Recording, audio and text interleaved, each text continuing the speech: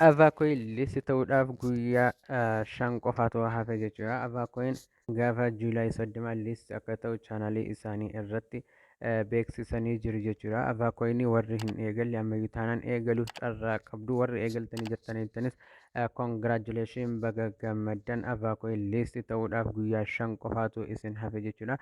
Waan hojjettan hunda yeroo dhiyoo keessatti yeroo gara maallaqaatti jijjiiruuf carraa guddaatu jira jechuudha. Avaakoon gatiin isaa guddaa ta'a jedhamee yaadamaa jira waan ta'eef namoonni hundumti keessaniyyuu warri hojjechaa jirtan keessa seenuudhaan taaksiiwwan inni kennu taaksiiwwan hunda isaanii akka hojjettan isiniif dhaama jechuudha. Taaksiiwwan inni kennu hunda hojjechuudhaan akkasumas immoo badhaasa inni kennee jiru irrattis akka hirmaattan isiniif dhaama jechuudha. Guyyaa tokkotti badhaasa haga koinii 1,000 akkasumas immoo isaa olis yeroo itti kennaa jirutu jira jechuudha. Guyyaa har'aa Juulaay 25 jechuudha. Avaakooniin koinii 1,770,000 hirmaattota isaaf akka badhaasaatti qoodee jira jechuudha. Badhaasa kana irratti hirmaachuudhaaf wanti ulfaataa isin gootan tokkollee hin jiru. Nama 3 affeeruu qofaa isin gaafata jechuudha. Badhaasa kana irratti hirmaachuuf akkuma asirraa argaa jirtan nama 3 affeeruu qofaa isin gaafata jechuudha. Nama 3 qofaa affeeruudhaan badhaasa 1,000 ol kan argachuu dandeessan jechuudha. Koinii sanaa olirree hin beekamu haga argachuu dandeessan argachuu ni dandeessu jechuudha.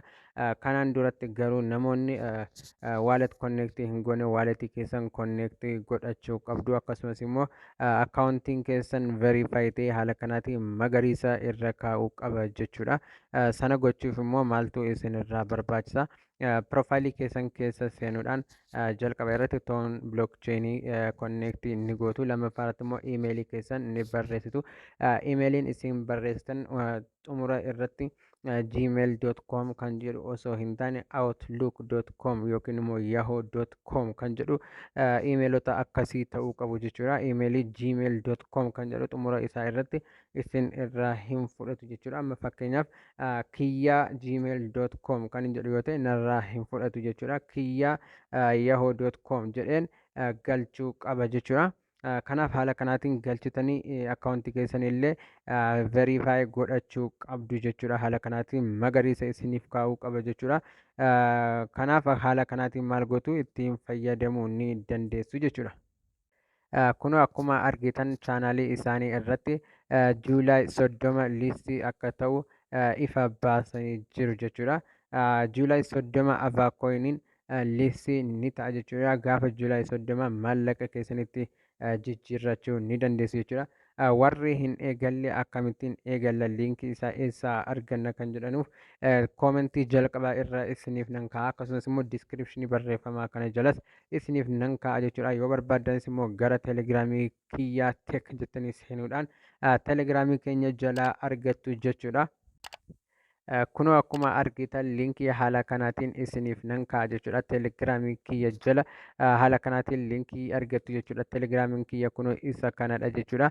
Hordoftoota 2,000 ol kan qabu jechuudha. Kiyyaa tek kan jedhu kunoo sarchi gootanii telegiraamii keessan irraan argachuu dandeessu jechuudha.